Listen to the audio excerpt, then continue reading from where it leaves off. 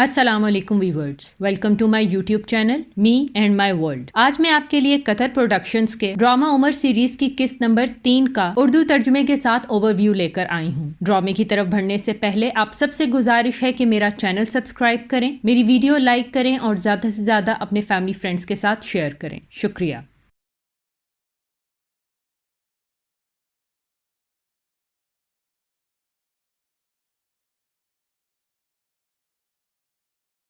किस्त नंबर 3 का आगाज एक मजलिस से होता है जिसमें अबू अल हकम मुखातिब होते हुए कहते हैं, अबू बकर, उस्मान, अबू उबैदा और अब्दुल रहमान इब्ने औफ कहाँ हैं? हम मोहम्मद के सिर्फ उन पैरोकारों को जानते हैं जो इन्हें महफूज रखते हैं, हत्ता कि वो तैयार थे अपने अकीदे का ऐलान करने के लिए। इसके अलावा कुछ अक्लमंद और समझदार लोग हैं जो उनके मुनकिर होंगे। हम बाकी गुलामों और मातहतों का क्या करेंगे जो इतने समझदार नहीं हैं? अबू अल हकम अबू वलीद से मुखातिब होते हुए कहते हैं, हमें इनको इन्हीं तक छोड़ देना चाहिए, लेकिन वो पैगंबरी का दावा कर रहे हैं, मामूर हैं पैगाम पहुंचाने पर। जो उनकी इताअत करेगा महफूज है और जो उनकी पैरवी नहीं करेगा खुद को बर्बाद कर देगा। जो इनसे मिलेगा हमारी नाफरमानी करेगा। अल्लाह की कसम, ये किसी इंसान के अल्फाज नहीं कि बस कह दे और चला जाए या लौट के आ जाए हमारे अकीदे पर। जब वो हमारे बुतों को ठुकराए और हमसे वो बगावत का ऐलान करे, जब इनके पैरोकार बढ़ जाएंगे और उनकी तादाद में इजाफा होगा और हम अपना असर रसूख खो देंगे कि हमें उन पर हक न रहेगा। क्या हमें इन्हें तन्हा छोड़ देना चाहिए उस वक्त के लिए जब मामला हमारे हाथों से निकल जाएगा? मजलिस में मौजूद अबू अब्दुल शम्स कहता है, तुमने बहुत सी बातों का जिक्र किया और बाकी बातों को नज़रअंदाज किया। तुमने पूरे अरब की नहीं बल्कि सिर्फ कुरैश की बात की, क्योंकि तुम जानते हो बहुत से लोग तुम्हारे मनसब, दौलत और ओहदे की ताकत की वजह से हासिद हैं। ये महज मजहबी ओहदे और काबे के निगरान होने की वजह से तुम्हारी क़यादत तस्लीम करते हैं, जबकि मोहम्मद ये दावा करते हैं कि उनका पैगाम तमाम इंसानियत के लिए है, लेकिन उन्होंने अपने ही कबीले के लोगों से इस पैगाम का आगाज किया है। ये वक्त का खेल है, इससे पहले कि वो दूसरे अरब कबाइल से खिताब करें। इनमें से कुछ लोग इस मामले को हमारे खिलाफ भी इस्तेमाल कर सकते हैं और मोहम्मद को कबूल करके तुमसे लड़ सकते हैं। अबू अल हकम खड़े होकर कहता है, तो ये तो बहुत ही बुरा होगा। क्यों खुदा मोहम्मद ही को चुनेगा उसके पैगंबर की हैसियत से, जबकि इससे भी ज्यादा अमीर और ऊंची मनसब पर लोग मौजूद हैं। अबू अल वलीद खड़े होकर कहता है, अगर मोहम्मद झूठे हैं तो वो दूसरों के सामने पैगंबरी का दावा नहीं करेंगे, लेकिन अगर मोहम्मद सच्चे हैं तो खुदा की मर्जी के वो किस को अपने काम के लिए चुने, और खुदा किसी की मर्जी दरियाफ्त नहीं करता। अबू अल हकम अबू अल वलीद को मुखातिब करते हुए कहता है, तुम तो हमारे लिए मुश्किल खड़ी कर रहे हो। क्या तुम चाहते हो कि हम मोहम्मद को अकेला छोड़ दें? इस पर उमर सबको जवाब देते हुए कहता है, तुम लोग जो कुरैश के बड़े हो बेहतर जानते हो कि हाशमी कभी भी मोहम्मद को तुम्हारे हवाले नहीं करेंगे और वो तुम्हारे दीन की इताअत जारी रखेंगे बगैर किसी लड़ाई के। अबू अल हकम जवाब देते हुए कहता है, खुदा की कसम हम तैयार हैं। इस पर उमर कहते हैं, तब तो हमें राह हल तलाश करना चाहिए जिससे हम इज्तनाब कर रहे थे। हमें अपने रिश्तेदारों से रहमदिली से बर्ताव करना चाहिए ताकि वो वक्त आने पर हमारा साथ दें। तब लोग उनके लफ्ज़ों को तरजीह नहीं देंगे और हम वापस अपना तर्ज ज़िंदगी अपना सकेंगे। क्या ये आसान ना होगा? हमें मोहम्मद के पैगाम से इतनी जल्दी खौफजदा हो जाना चाहिए? क्या हमें हथियार उठाने में जल्दी करनी चाहिए? मुझे लगता है कि सबसे पहले हमें अबू तालिब से बात करनी चाहिए, क्योंकि वो ही मोहम्मद को रोक सकते हैं, क्योंकि हमारे इत्तेहाद से अबू तालिब को खुशी ही होगी, और अगर अबू तालिब ऐसा करेंगे तो हमें जो चाहिए हम हासिल कर लेंगे बगैर किसी लड़ाई के। दूसरी तरफ अबू अल हकम उमर से मुखातिब होकर कहता है, तुम कैसे अबद मनाफ के बड़ों के सामने मेरे खिलाफ हो सकते हो? उमर हंसता है और कहता है कि हर कोई अपनी राय का इजहार कर रहा था, इसीलिए मैंने मकसद को हासिल करने के लिए अच्छा तरीका बयान किया। अबू अल हकम कहता है, तुमने जाहिर किया कि तुम्हारा मशवरा मेरे मशवरे से ज्यादा बेहतर है। इस तरह तुमने अपनी वफादारी जाहिर की। उमर जवाब देते हुए कहता है, यहाँ पर बात वफादारी की नहीं बल्कि हम सब यहाँ अपना मकसद हासिल करना चाहते हैं। अबू अल हकम कहता है, तुमने उतबा और अबद मनाफ के बड़ों के सामने मुझे पसपा करने की कोशिश की है। उमर, मैं बहस नहीं चाहता।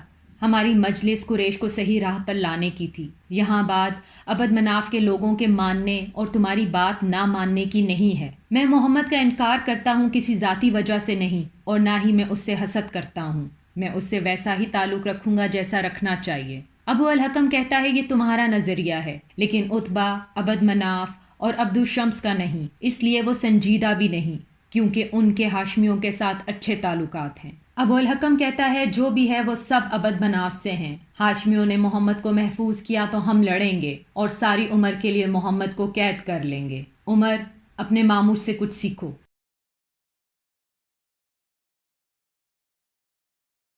دوسری طرف بلال سے مکے کے لوگ مزاح کرتے ہیں کہ تم تو محمد کے عقیدے کو جلد ہی مان لو گے کیونکہ تم تو غلام ہو اور وہ غلاموں کو حقوق دینے والا دین لایا ہے۔ بلال کہتا ہے میں کیا کر سکتا ہوں جبکہ میں آپ کا غلام ہوں۔ مکے کا باشندہ کہتا ہے کہ تم بہت محنتی ہو، بہت محنت کرتے ہو ہمارے لیے۔ بلال کہتا ہے کہ ایک انسان دوسرے کے کام نہ آئے تو کوئی فائدہ نہیں، اور چلا جاتا ہے۔ مکے کے لوگ آپس میں بات کرتے ہیں کہ بلال ایک عقل مند غلام ہے اور نیزہ بازی میں ماہر بھی ہے۔ ایک شخص کہتا ہے نیزہ بازی میں ماہر غلام اتنا خطرناک نہیں ہوتا جتنا عقل مند غلام مالکوں کے لیے خطرناک ہوتا ہے۔ اگلے منظر میں عمر اپنی بہن کے گھر آتے ہیں۔ بہن عمر کو دیکھ کر خوشی کا اظہار کرتی ہے۔ عمر اپنی بہن اور بہنوئی شعیب سے ان کی خیریت دریافت کرتے ہیں۔ جواب میں دونوں کہتے ہیں کہ وہ ٹھیک ہیں۔ اسی دوران ان کے بھائی زید ابن الخطاب ان سے مجلس کے بارے میں پوچھتے ہیں۔ عمر جواب دیتے ہوئے کہتے ہیں سب کا مقصد محمد کو روکنا ہے، لیکن ہر ایک کا طریقہ دوسرے سے مختلف ہے۔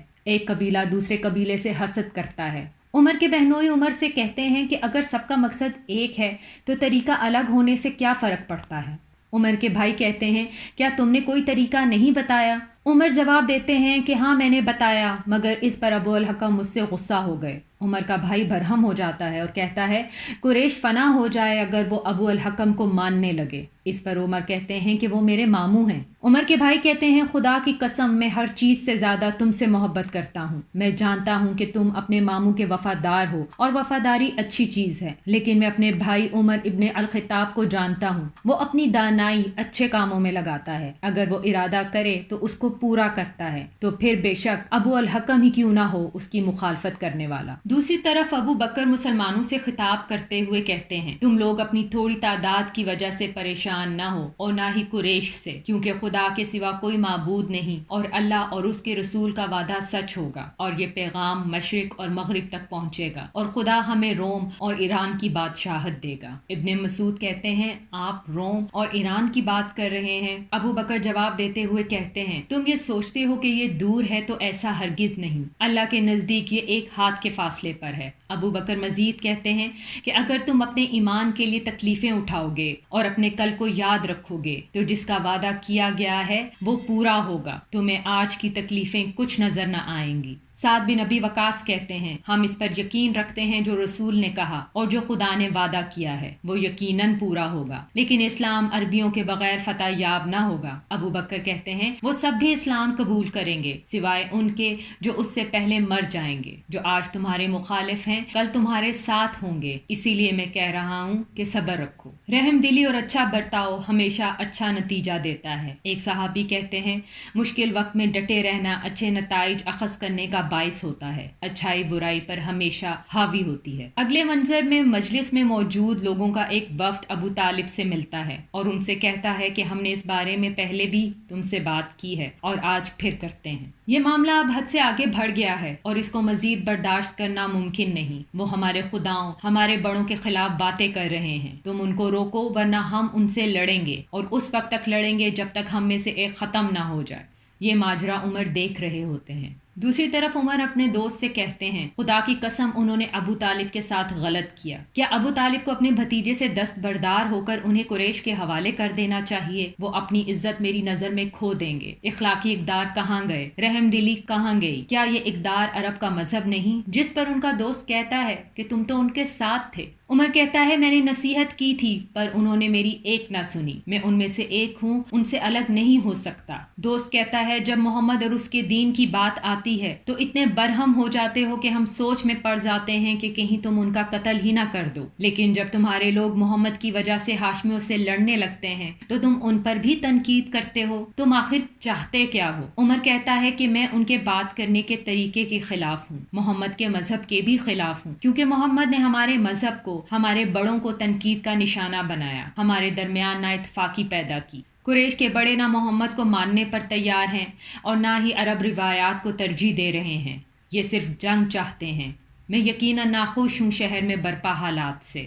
دوسری طرف ابو الولید ابو حذیفہ کے گھر جاتے ہیں تو کیا دیکھتے ہیں کہ ابو حذیفہ اپنے غلام کے ساتھ ایک ہی پلیٹ میں کھانا کھا رہے ہوتے ہیں۔ ابو الولید برہم ہو جاتے ہیں اور کہتے ہیں یہ کیسے ممکن ہے کہ تم اپنے غلام کے ساتھ ایک ہی پلیٹ میں کھانا کھاؤ؟ ابو حذیفہ کہتے ہیں کہ تمہیں سلیم کا دل نہیں دکھانا چاہیے تھا۔ ابو الولید کہتا ہے تو تم کیا چاہتے ہو کہ میں تمہارے غلام کی عزت کروں؟ تو یہ ممکن نہیں۔ اور قریش کیا کہے گا کہ عتبہ جو کہ عبد شمس قبیلے کا سردار ہے، اس کا بیٹا اپنے غلام کے ساتھ ایک ہی پلیٹ میں کھانا کھا رہا ہے۔ ابو حذیفہ جواباً کہتے ہیں مجھے دوسروں کی فکر نہیں، میں اس سے ویسے ہی پیار کرتا ہوں جیسا کہ اپنی اولاد سے کرتا ہوں، اور اس میں کیا برائی ہے کیونکہ سب کو مٹی میں ہی جانا ہے۔ ابو الولید کہتا ہے مٹی میں جانا ہے مگر ایک قبر میں نہیں۔ ابو حذیفہ جواباً کہتے ہیں قبر میں سردار اور غلام کا تضاد نہ ہوگا۔ ابو الولید کہتے ہیں موت کے بعد سب ختم ہو جاتا ہے، زندگی میں ان کے درجات مقرر ہوتے ہیں۔ ابو حذیفہ کہتے ہیں کہ موت کا مطلب ہے انسان کچھ نہیں لے جاتا سوائے اپنے اچھے اعمال کے۔ ابو الولید کہتے ہیں کہ تم یہ کیوں کر کہہ سکتے ہو؟ ابو حذیفہ جواباً کہتے ہیں کہ انسان کے ساتھ صرف اس کے نیک اعمال جائیں گے۔ ابو الولید دریافت کرتے ہوئے کہتا ہے تم نے نیک اعمال کہا؟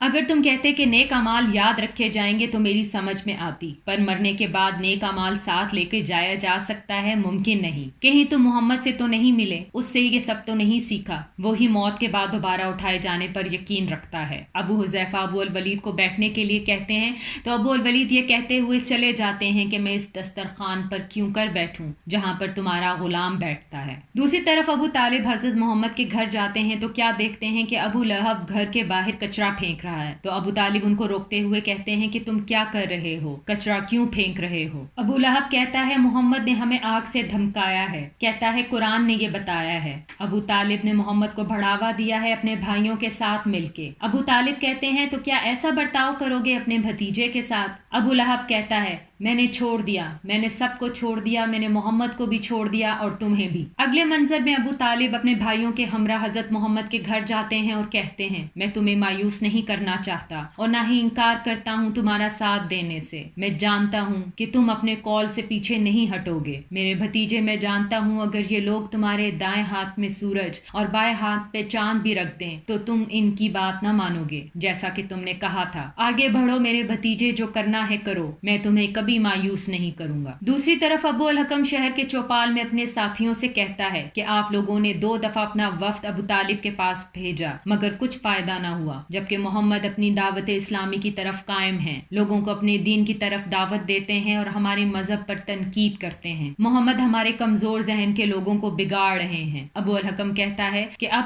تم لوگ کیا کرو گے، جبکہ ہمیں یقین ہو گیا ہے کہ ابو طالب کبھی بھی محمد کو ہمارے حوالے نہیں کریں گے۔ ابو الولید ابو الحکم کو مخاطب کرتے ہوئے کہتا ہے کہ اگر محمد تمہارا بیٹا ہوتا تو کیا کرتے؟ کیا تم اسے ہمارے حوالے کر دیتے؟ ابو الحکم جواب دیتا ہے کہ اگر وہ میرا بیٹا ہوتا تو میں اسے خود روکتا، اور اگر میں ایسا نہ کرتا تو دوسروں کو بھی منع نہ کرتا۔ در حقیقت محمد کا منصب مخصوص ہے، اس نے خون کا رشتہ ختم کر دیا ہے اور اس کی جگہ مذہب کو دے دی ہے۔ ہم چاہیں بھی تو کچھ نہیں کر سکتے کیونکہ ان کا قبیلہ ان کا محافظ ہے۔ ابو الحکم کہتا ہے کہ یہی صحیح وقت ہے۔ تب عمر کہتے ہیں کہ یقیناً ابو طالب سے جتنی آپ بات کر سکتے تھے آپ نے کی، پر کوئی فائدہ حاصل نہ ہوا، جیسا کہ میرے ماموں نے بھی کہا، لیکن بنو ہاشم سے دشمنی ٹھیک نہیں۔ ابو طالب نے محمد کے دین پر ایمان نہ لایا اور نہ ہی حمزہ اور عباس نے، بے شک وہ ان کی حفاظت کر رہے ہیں کیونکہ وہ ان کے رشتہ دار ہیں۔ دوسری صورت میں وہ اپنے بیٹے کو تمہیں سونپ بھی دیں تو کوئی بھی ان کی عزت نہ کرے گا، سب کہیں گے جو اپنے بیٹے کا ساتھ نہ دے سکا وہ اپنے پڑوسی کا کیا ساتھ دے گا۔ یہ تمہارا اپنا معیار ہے، تمہیں قریش والوں یہ روایات وراثت میں ملی ہے، اس پر تم کو فخر کرنا چاہیے۔ میں تمہیں ضمانت دیتا ہوں کہ ہاشمی محمد کو تمہاری بولی پر ترجیح دیتے ہیں۔ ہاشمی قبیلہ کسی وجہ سے بدنام ہو جائے تو تم بھی بدنام ہو جاؤ گے، اور وہ تم سب سے بہتر ہے۔ ان کا سردار عبد المطلب جو تمہارا بڑا ہے، جسے بغیر کسی تنازع کے تم سب نے چنا ہے۔ ابو الحکم ہم جانتے ہیں کہ جو تم نے کہا، لیکن اب ہم کیا کریں؟ عمر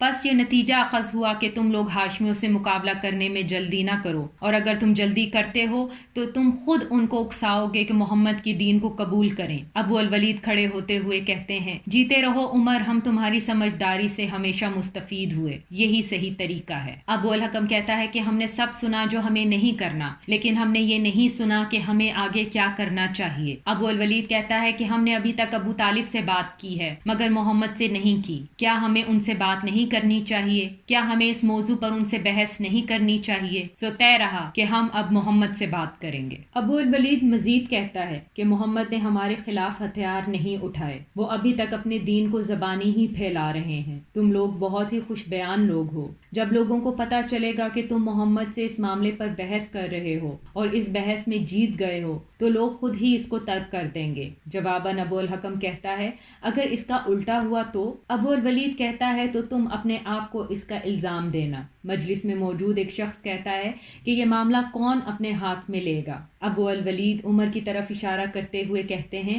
عمر جواباً کہتا ہے کہ کعبہ کے رب کی قسم، میں تم سب سے چھوٹا ہوں اور میں اپنے بڑوں کو نظر انداز نہیں کر سکتا۔ ابو الولید کہتا ہے کہ تم نے آج کیا کہا تھا، جو ظاہر کرتا ہے کہ کوئی شخص دولت اور عمر سے نہیں جانا چاہتا مگر عقل اور دانائی سے جانا چاہتا ہے۔ عمر قریش تمہیں اپنا سفیر بنا رہا ہے، تمہارے اندر موجود صلاحیت کو پہچانتے ہوئے۔ عمر جواب دیتے ہیں ابو الولید مجھ پر زور مت ڈالو، خدا کی قسم میں راضی نہ ہوں گا کہ ہمارے پاس تم ہو، سہیل ابن عمر ہے اور ابو عبد الشمس ہے۔ ابو الولید کہتا ہے تو یہ طے رہا کہ ابو عبد الشمس یہ کام کریں گے اور محمد سے بات کریں گے۔ اس طرح قسط نمبر 3 کا اختتام ہوتا ہے۔ آخر میں سب سے گزارش ہے کہ میرا چینل سبسکرائب کریں، میری ویڈیوز لائک کریں اور شیئر کریں اپنی فیملی اور فرینڈز کے ساتھ۔ شکریہ۔